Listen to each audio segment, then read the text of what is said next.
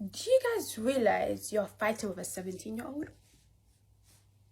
A 17-year-old that lives in a different country as you.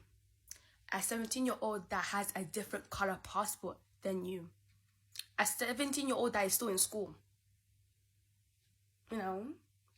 Most of you have not even left the state you are in, let alone country. Most of you don't even have documents, let alone jobs. You know, maybe you should focus on applying for your visa than attacking a 17-year-old that lives in a different country as you, different continent as you. You know, get your money up. And you're saying that, oh, I'm only chatting and moving my mouth like this because I live in the UK. Well, if I move to north, if I move to east, you guys won't do anything. Because there are Muslims living in east normally, freely.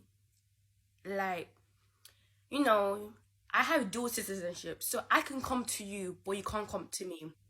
You know why? Because I have my document and I'm a citizen in 2 countries. So, you know, get your money up and leave a 17-year-old alone.